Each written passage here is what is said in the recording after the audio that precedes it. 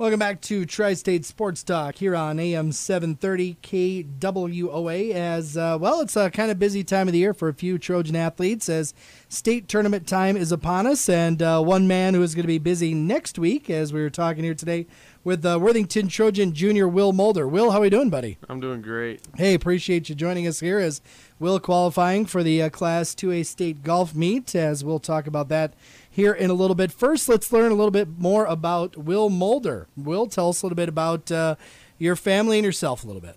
I got a big family. I got 4 kids in my family. Yeah, there's not a dull moment in the house. And I play 3 sports: football, basketball, and golf. So I stay pretty busy. Are you the oldest in the family? I am the oldest. I am the oldest. So 3 younger siblings. The man who's taking charge of things. Yeah, yep. I'll make sure to tell your folks that one too. So, well, let's talk a little bit about let's talk about the other sports first before we kind of dive into golf here. As going back to football, obviously your kind of second year, really getting significant time with the Trojans varsity team. You do a little bit of everything, playing a wide receiver and doing the kicking. Where does the big leg come from? Because that's what I always wondered. Is here's Will Mulder, you're 6'5", and you're a very athletic player, but you know, sometimes you always kind of see the kicker and you think the smaller guy, with that always do the kicking, and here comes Will at 6'5" and booming the ball there. Is that something you've always had, that ability to put a good kick on the ball ever since you were little? Yeah, I don't know. I just tried it my freshman year and it worked out, and I just kept doing it and progressing at it and getting better. What's the toughest part about kicking extra points? Because I think everybody thinks it's such an easy thing to do. And I did it in high school too. I was a straight-on kick. I could never do the soccer-style kick. But, I think people don't understand that it looks easy, but it's the whole timing. It's a tough process to get mastered. Yeah, and you're right. And the hardest part is the timing, because you only have 2-3 seconds from the snap to get the ball off. And if the holder doesn't have the ball down, you can't kick it. Right. So, or if you take that big step in and you're like, okay, I'm going to drive my foot through, and the ball's not quite there, and you try to slow up. Well, then it's disastrous, and everybody's like, well, why didn't you make it? Why didn't you kick it? Well, again, there's just a lot of little things that go into that. Exactly. What's your favorite? What are some of your favorite things playing football then? probably my favorite thing is kicking. I really like to kick, especially punting. Actually, really like to punt. Also, I did like playing wide receiver this year. It was really fun. It was a little challenging, but it was fun. Well, you kind of played a little bit, as a sophomore out there too. Obviously, as you get older, 2 things happen, obviously. Your skills and your maturity come along, but also your knowledge of the game gets better, too. And I think that's something we saw from you on the outside is you started to get more comfortable out there on kind of how to adjust your body and those little nuances of being a good receiver. Yep. I just learning from my sophomore year, having more intelligence of the game and, just fitting into places that I wouldn't have known last year. And yeah, just more experience. Let's move on to basketball. Obviously, basketball is a big part of your life. You're a very good basketball player here, a very successful junior season for the Trojans. I'm trying to remember, when would you say that your height spurt kind of kicked in? Did it come early? It did come early. I had probably a 6-inch growth spurt between probably 7th grade and this summer after my 8th grade year. Okay. So I was this height coming into my freshman year. Right. I did remember that. And I always just find it interesting for those who kind of have that dramatic growth spurt. Yep. Is I would imagine it's very difficult to kind of learn, because your body's growing, but also your skill level is growing. Yep. I'm sure it took a while to kind of just feel comfortable in your own body, would you say? Yeah, you got to get your coordination back after that big of a growth spurt. But I know you've been playing a lot of basketball coming in here to your junior season for the Trojans. And tell us a little bit about how did you think the junior season went? What were some of the things that you thought that you did well as a junior this year for the Trojans? I thought it was a good season. Our record didn't say much, but I thought it was a good season. I felt like I shot the ball pretty well this year. I had a really good percentage actually, but yeah, it was with Marcus and Spencer. Our team was pretty good. Yeah, I agree, and I think the fun part about watching you this year is I know coming in you had the shot. I've seen you at the Y shooting. I know Will can make the shots, but you are also 6'5".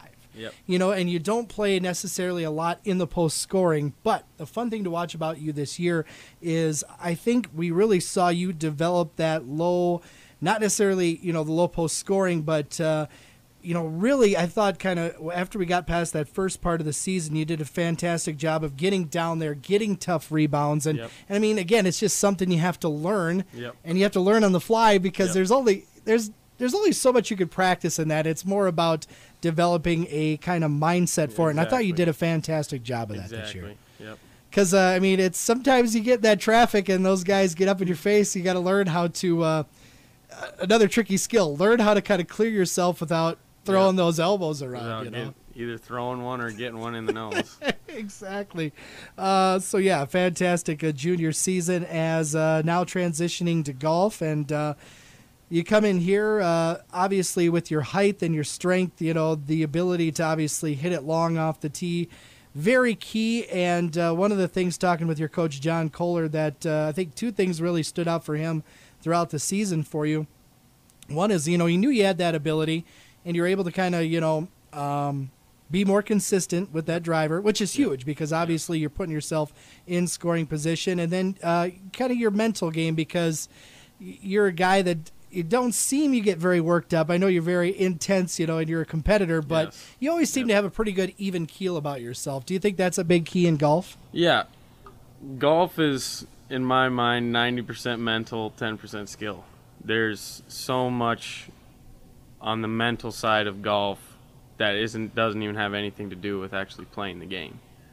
And you just got to learn to go with it. You hit a shot, and it's bad, make it up on the next one. How do you develop that? I don't know. Actually, Mr. Kohler's helped me a lot with that because if you would hit a bad shot, you just can't follow it up with another bad shot. You got to get it back. And that's the toughest thing, no matter what your age is in golf. Exactly. I do it all the time. I hit a bad shot.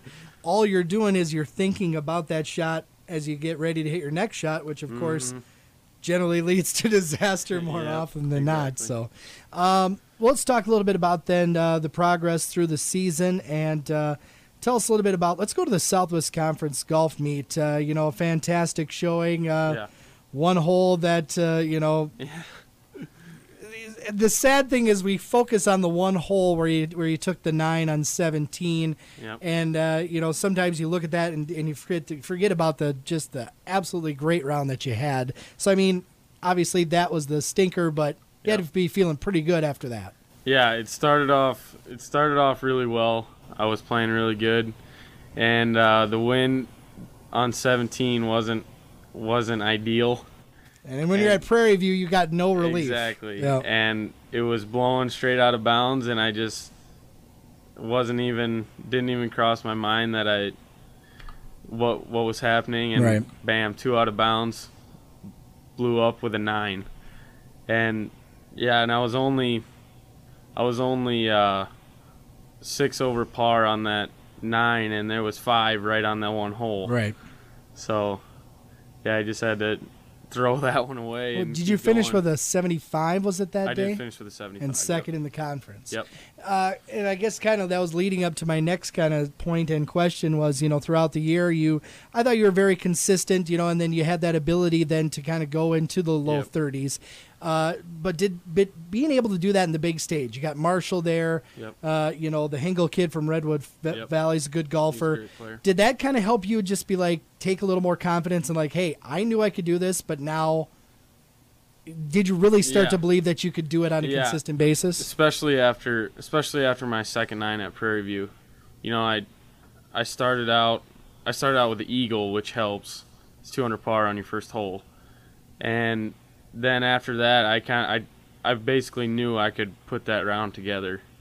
And with that going for me, it just helped me stay consistent through the rest of the 9. What have been some keys? We talked about the big driver, but what have been some other keys then to be able to put together those low scores this season? Yeah, my driver's helped, but I would say my putting has really came along towards the second half of the season. I started shooting lower scores, rolling in some putts.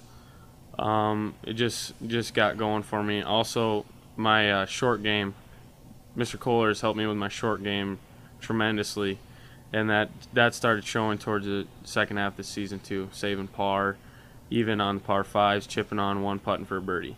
Well, I think that was one of the things too that he mentioned is, well, you talk about you get that big drive and it gets you in scoring range, but as John always said, well, you could take 2 to get there. If it takes you 4 to get in, it's still a 6. So obviously that came along. And to help you develop that ability as well, and I think putting is just an eternal nemesis for many golfers because when you feel like you got it, you just feel you can hit it anywhere, and then there's times where for an average golfer like me, there's a day where I can't feel like I can make a 2-foot putt. So, like you said, that mental game, that confidence. Yes. I mean, because you got to have your confidence to go out there and saying whatever happened, I'm going to be able to do what I need to do. Yep. Confidence is the key. With especially, again, second half of the season, I started gaining more confidence. I was trusting myself more, and I was playing better shots with that confidence. So it's, again, the mental side of the game is huge. Tell us a little bit about you made it through the subsection meet in Tyler then to advance to the section meet up in Buffalo Lake, Oakdale. Was the practice round the first time you ever played that course? The practice round was the first time I've ever played it. I've never seen it before. I never even heard about it before. Just a golf course out in the middle of nowhere. And it's a really fun course, actually. It's very tricky. What was it like? The first hole, there's a tree in the middle of the fairway on a par 3. Oh, those are always fun. Yeah, so you have to hit over a tree right at the green. The second hole, it's a dog leg right. It's very, very short, like 280 yards, dog leg right, but you have to hit it over 2 trees. Right. And from there on, it gets shorter. The back 9 is short, which we started on 10, so I played the back 9 first, and that really came in handy for me because with my length, I shot 2 under par on the front 9, or the back 9, I mean. So, yeah. When you move on to the front, that's when you get a little longer and there's more dog legs, so you have to be more precise with your tee shot. Did you start on the back 9 then? I did start on number 10, yep. Well, let's talk a little bit about that. As obviously you got to the Section 3AA meet, we talked about the quality of golfers at that meet. It's a very, very it's a loaded lineup. I mean, it really was. And you go and shoot I believe a 74. Yep. You finished in that 3-way tie for the last 2 playoff spots. Yeah. And the nice thing is you were able to do it earlier in the season, another tiebreaker where you kind of took care of business right away, you know, and you were able to par the other 2 bogey. Boom, you got your shot at state. So what was that feeling like walking off that first playoff green, knowing that you were going on to the big show? Oh man, fulfillment. I wanted to do this from the beginning of the season. And it wasn't looking pretty at the beginning of the season, but as it got going, with help of Mr. Kohler, with my short game, my long game coming along at the end, felt really good. Well, you get to advance here to the Class 2A state tournament held at the Ridges at Sand Creek in Jordan, as you and Mr. Kohler will be heading up here on Sunday, I believe, and get a little golfing in. And what's it gonna feel like? I would imagine it's kind of a nice feeling in 2 ways to have that practice round. 1, so you get to see the course. Yep.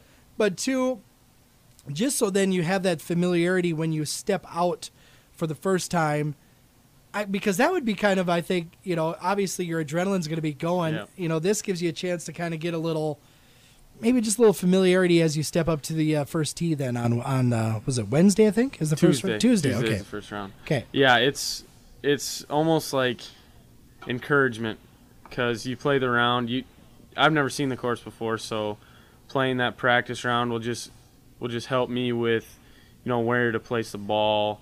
I think about different shots that I could take from different places while I'm doing the practice round. And then obviously on that first hole, then you know where you got to be. Right.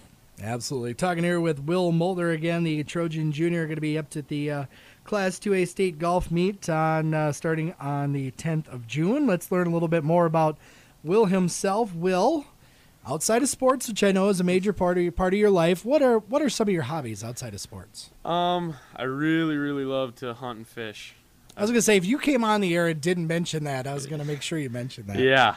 I love to hunt and fish. I love, especially duck hunting. I love to duck hunt, deer hunt. Bow hunting is one of my favorites. Oh, you bow hunt too? Yes. Okay. Yep. And, yeah. So where did this come from? Have you been hunting since an early age? Yes, very early. My dad has always hunted a little bit. Not as much as I do now, but he got me going on it. And I just taken to it. I've loved to do it ever since. Okay, I grew up around it, but not really a hunter, but I do appreciate the fact that we can do it here and that that people love it. What is it about hunting that's what fills the adrenaline then of the hunt? I don't know I don't know if it's more of a chase kind of thing or if it's getting something that you can eat, or I don't know. I wonder too, but you go hunting with a group of guys quite often. I mean, you have a good group of friends that you guys. Yeah. I would imagine that's another fun factor too. You got guys that are your friends, have similar interests, and you can go out and just have a good time on a weekend. Yeah, the camaraderie of it is also a big part of it too. It's really fun. Exactly. What's your favorite sport then? My favorite sport? Putting you on the spot. My favorite sport would have to be... No. Okay, go ahead. I don't know if I can say between basketball and golf. Right. It's close. I would imagine that's one of the fun things and one of the nice things about kind of high school sports, and I think District 518 always encourages kids to try different stuff, but you have different love, different appreciation for both sports. Yep. It doesn't mean that you don't like anyone less than the other. Yeah. They're both, for me, they're both great sports, and I love to do them, but I don't know if I could choose. I won't make you. What's your favorite food? My favorite food Go-to meal? Definitely pizza. Oh, love pizza. Okay. All right. Lots of high school kids always choose pizza, but hey, nothing wrong with that. Easy. Yeah, exactly. Easy to clean up afterwards. You don't have to do any dishes. Any favorite movies, kind of music you like, listen to, things like that? Do you get to watch movies very often? I watch a few movies. My favorite movie would probably be The Great Gatsby. For some reason. I love that movie. Okay. I have no idea why, but I love it. Music-wise, do you got any favorite tastes? I love country. I like country a lot. Do you tune in US 95? I do. Okay. A lot. Good. Now my boss is happy. My boss will be happy about this interview. Once again, Will Mulder joining us here on Tri-State Sports Talk. Will, anything else you want to add here today? That's about it. All right. Hey, we appreciate the time. Best of luck to you up at the state golf tournament. We'll catch up. We'll catch up with you soon. Thank you very much. Well, more on Tri-State Sports Talk after this on AM 730 KWOA. Boom. Woo! Radio gold, baby. That's good stuff.